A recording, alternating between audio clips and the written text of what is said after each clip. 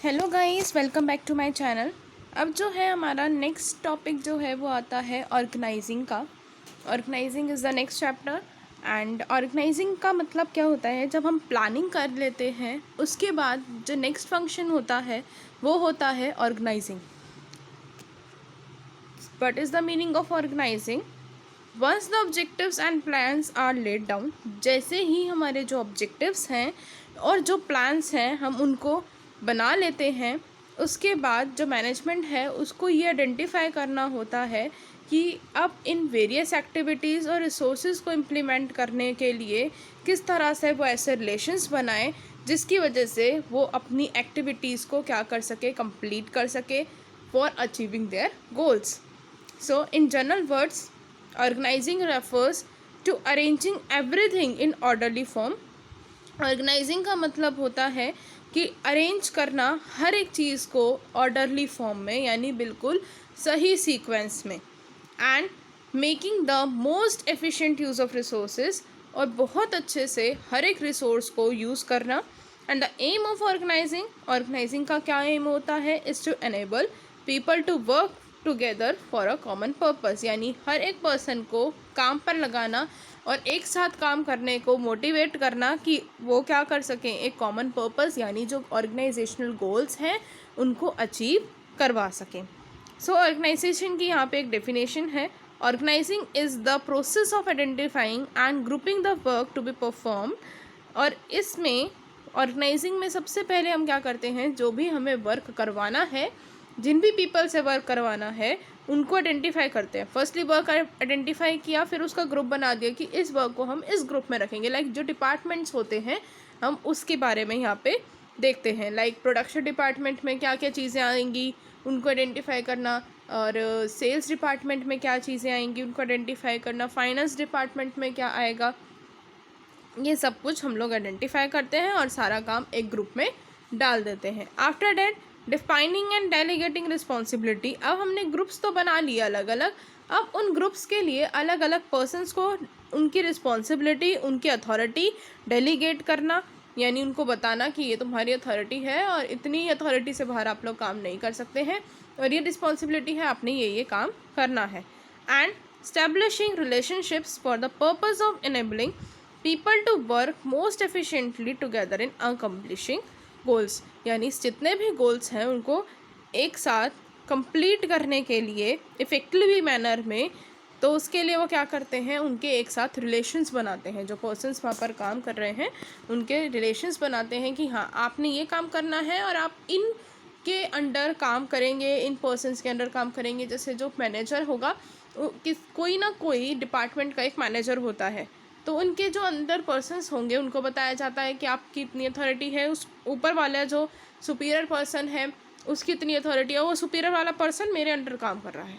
ठीक है, इस तरह से उनके रिलेशनशिप बता दिए जाते हैं कि टॉप लेवल मैनेजमेंट का रिलेशन किसके साथ है, मिडिल लेवल मैनेजर के साथ, और मिडिल लेवल के का जो रिलेशंस होते हैं वो किसके साथ होते हैं, लोअर लेवल के साथ। ठीक है, उसके बाद है steps involve in the process of organising.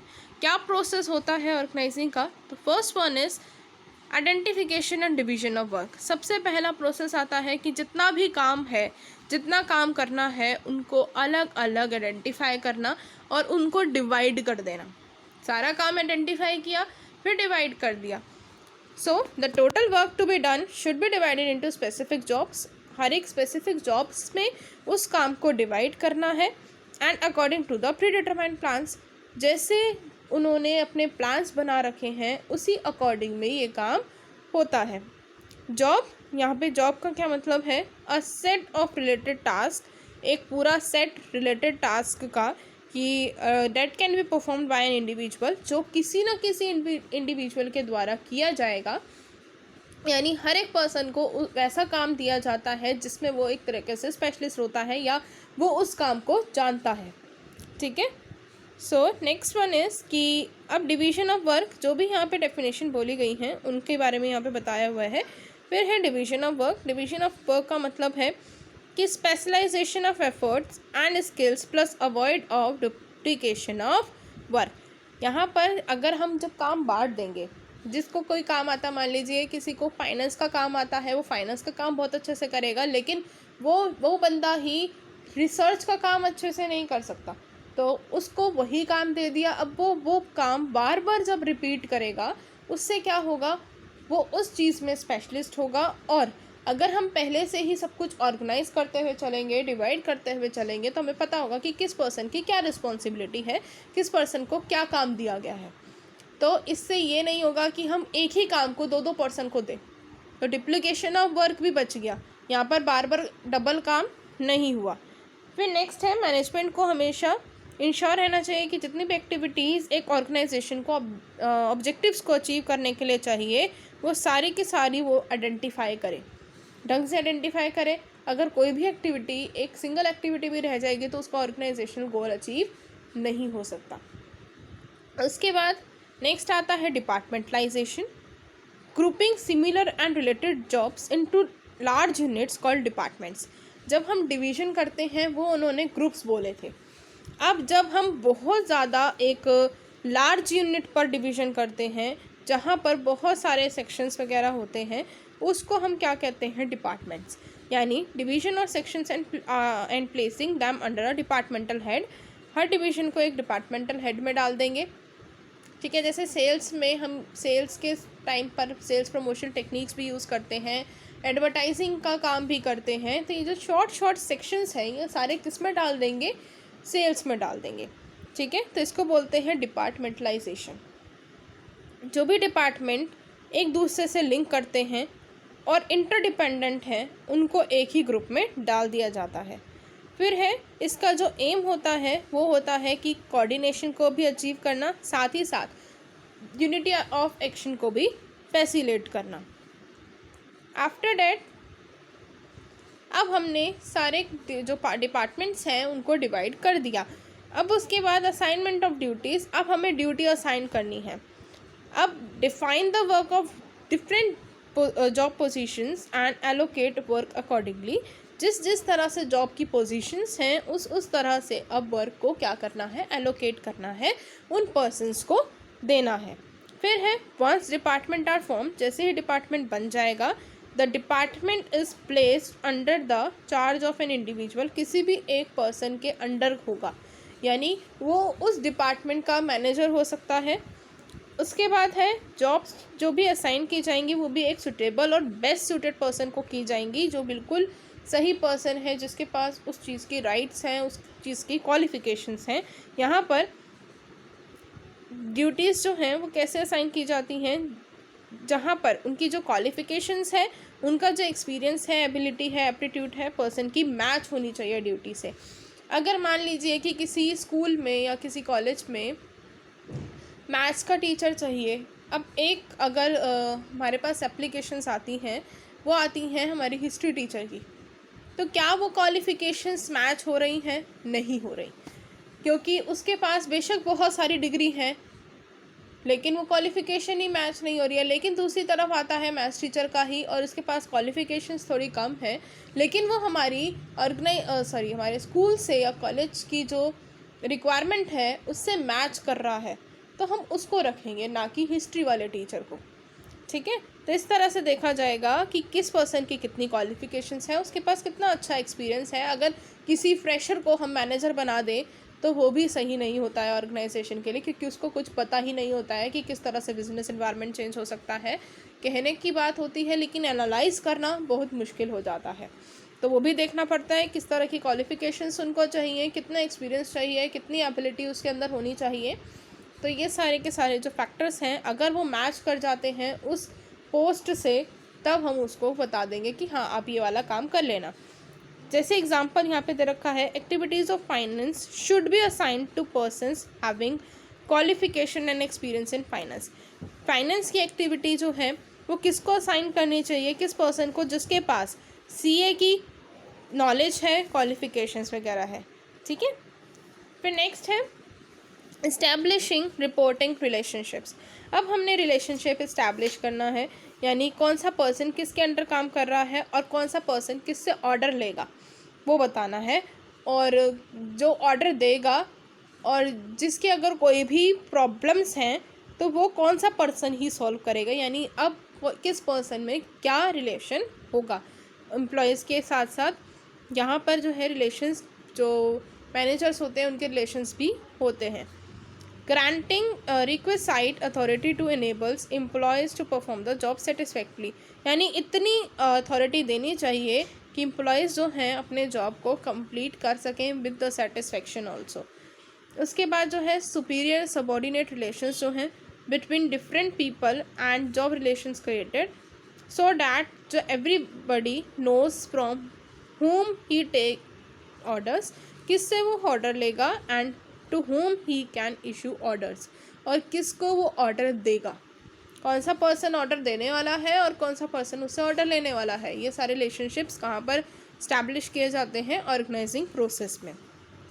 फिर है creates management hierarchy, management hierarchy को क्रिएट करना, एक चेन ऑफ कमांड को क्रिएट करना कि top level manager to the individual at the lowest level, कि टॉप लेवल मैनेजर से लेकर लास्ट लेवल तक की पूरी एक चेन बना दी जाए कि कौन सा पर्सन किसके अंडर काम करेगा। फिर दिस हेल्प्स इन कोऑर्डिनेशन, इससे क्या होता है कोऑर्डिनेशन बना रहता है ऑर्गेनाइजेशन में, सबको पता है कि टॉप लेवल मैनेजर किससे बात करेगा और मिडल लेवल किससे बात करेगा, ये सारी चीज़ें ऑर्गेनाइजेशन में फुली पता रहती हैं।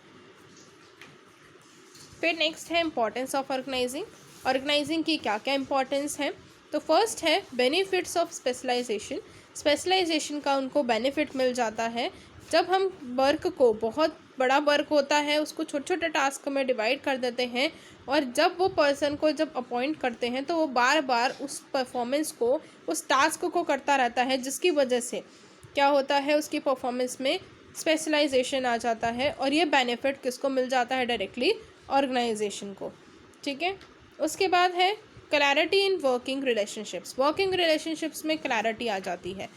अब हमें पता है कि कौन सुपीरियर है, कौन सबॉर्डिनेट है, ये सारे के सारा फंक्शन कौन डिफाइन करता है, ऑर्गेनाइजिंग डिफाइन कर देता है, जिससे क्लैरिटी पता चल जाती है कि कितनी रिस्पॉन्सिबिलिटी है और कितनी अथॉरिटी है, और कौन किसका सुपीरियर है और सबॉर्डिनेट है। फिर नेक्स्ट है इफ़ेक्टिव एडमिनिस्ट्रेशन, इफ़ेक्टिव एडमिनिस्ट्रेशन का मतलब है कि अगर ये क्लियरली डिफाइन होगा कि कौन सी जॉब है, किससे रिलेटेड कौन सी ड्यूटी है, सबको बता दिया जाएगा, तो इससे क्या होगा कन्फ्यूजन नहीं पैदा होगी, और साथ ही साथ डुप्लीकेशन भी नहीं होगा, काम जो है बहुत आसानी से होगा और स्मूथली जो ऑर्गेनाइजेशन है वो रन करेगी। उसके बाद है ऑप्टिमम यूटिलाइजेशन ऑफ रिसोर्सेज का ऑप्टिमम यूटिलाइजेशन होगा, क्योंकि हमने सबको प्रॉपर असाइनमेंट दे दी ड्यूटीज़ की कि आपने ये काम करना है, तो उससे क्या होगा कि कोई भी डुप्लीकेशन नहीं होगा वर्क का, कोई कन्फ्यूजन वगैरह नहीं होगी, और जो रिसोर्सेज हैं वो भी कम लगेंगे और जो एफर्ट्स हैं वो भी कम ही लगेंगे। After that adoption of to change, अब जो भी चेंज आ रहा है उसको भी बहुत आसानी से अडॉप्ट कर सकते हैं। A properly designed organisational structure is flexible which facilitates adjustment to changes in workload caused by change in external environment relating to technology, products, resources and markets। यानी जो भी चेंजेस आते हैं अगर एक्सटर्नल इन्वायरमेंट में, तो ऑर्गेनाइजेशन स्ट्रक्चर इतना flexible होता है कि उस चेंज को फटाफट से ले लेगा और अपने इन्वायरमेंट को भी चेंज कर लेगा। उसके बाद है डेवलपमेंट ऑफ पर्सनल की डेवलपमेंट, यानी पर्सनल का मतलब होता है एम्प्लॉयज़। अगर एक साउंड ऑर्गेनाइजेशन है तो उससे क्या होगा, पर्सन्स जो हैं बहुत ज़्यादा मोटिवेट होंगे, और उनको जिस तरह से अथॉरिटी डेलीगेट की गई है, तो क्या होता है इससे जो मैनेजर्स होते हैं उनका जो वर्कलोड है वो तो कम होता ही होता है, लेकिन जो एम्प्लॉयज़ हैं उनका एक इम्पॉर्टेंस बढ़ जाता है ऑर्गेनाइजेशन में, और उनको बहुत ज़्यादा इनोवेटिव आइडियाज़ भी आने लग जाते हैं, तो जिनसे क्या होता है उन एम्प्लॉयज़ की इनोवेशन भी बढ़ती है, उनकी ग्रोथ भी होती है, और वो फुल पोटेंशियल के साथ काम करते हैं। This also develops the subordinates ability, ये जो है सबॉर्डिनेट की एबिलिटी को भी डेवलप करते हैं, and helps him to realise his full potential, और उनको ये बताते हैं कि आपका कितना फुल पोटेंशियल है। ठीक है, तो उसके बाद है expansion and growth. It helps in growth and diversification of an enterprise by adding more job positions ये क्या करता है, ये हेल्प करता है किसी भी ऑर्गेनाइजेशन को कि वो अपनी और जॉब पोजीशंस को ऐड कर सके, अपनी एक्सपेंशन कर सके, ग्रोथ कर सके अपनी ऑर्गेनाइजेशन का। लाइक जॉब पोजीशंस को ऐड कर दिया, डिपार्टमेंट्स को ऐड कर दिए, प्रोडक्ट लाइन न्यू बना ली कोई, या न्यू जोग्राफिकल टेरिटरीज बना ली। न्यू जोग्राफिकल टेरिटरीज का मतलब है कि अगर यहाँ नॉर्थ में बिजनेस था तो उसने साउथ में भी स्टैब्लिश कर लिया, इस तरह से। फिर है meaning of organisational structure. Organisational structure का क्या मतलब है? The first organisation structure can be defined as the framework within which managerial and operating task are perform. ये एक ऐसी फ्रेमवर्क्स होती हैं जिसके अंदर मैनेजरियल और ऑपरेटिंग टास्क को परफॉर्म किया जाता है। उसके बाद मैनेजरियल स्ट्रक्चर्स ऑर्गेनाइजेशन स्ट्रक्चर जो होते हैं वो दो तरह के होते हैं, functional structure and divisional structure. Functional structure में क्या आता है? इन functional structure activities are grouped and departments are created on the basis of specific functions to be performed। जिस तरह से जो भी functions परफॉर्म किए जाएंगे उस तरह से डिपार्टमेंट्स और ग्रुप्ड एक्टिविटीज़ को क्या किया जाएगा? क्रिएट किया जाएगा। For example all the jobs related to the production are grouped under production department. जो भी प्रोडक्शन से रिलेटेड एक्टिविटीज़ है उनको प्रोडक्शन डिपार्टमेंट में डाल दिया, जो भी सेल्स से रिलेटेड एक्टिविटी है उनको सेल्स डिपार्टमेंट में डाल दिया।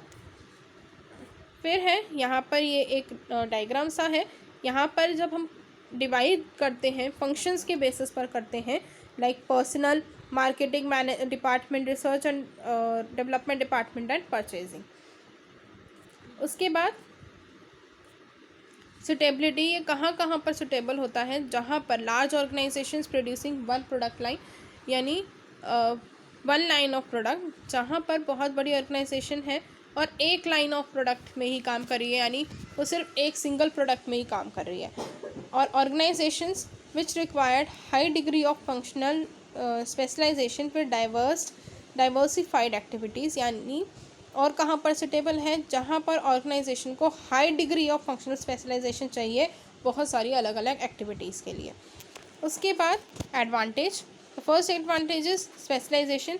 Better decision of labour takes place which results in specialisation. जो भी लेबर है उनके डिसीजन से क्या होगा? स्पेशलाइजेशन आएगा और ये कॉन्सिक्वेंट बेनिफिट्स देता रहेगा। उसके बाद है coordination is established.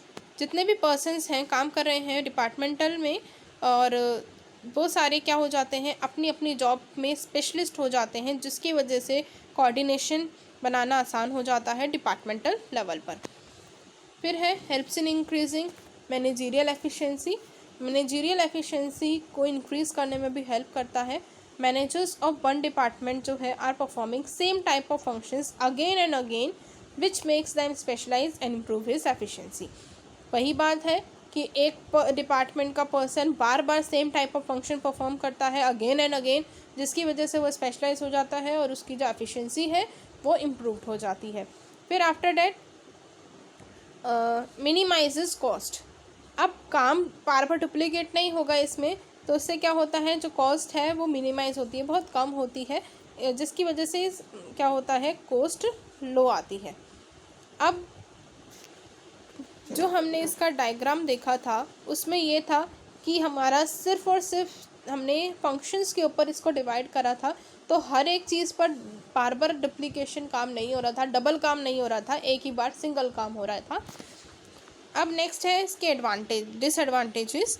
The first one is ignorance of organisational objective. Organisational objective को ये क्या कर देता है? इग्नोर कर देता है। Each departmental head work according to their own wishes. अपनी विशेज़ के अकॉर्डिंग काम करने लग जाते हैं। They always give more weightage to their departmental objective. ये जो है अपनी किसको वेटेज देने लग जाते हैं? ज़्यादा से ज़्यादा डिपार्टमेंटल ऑब्जेक्टिव को कंप्लीट करने में। तो इससे क्या होता है? जो ओवरऑल ऑर्गेनाइजेशनल ऑब्जेक्टिव्स होते हैं वो सफ़र करते हैं। The second one is difficulty in inter departmental coordination.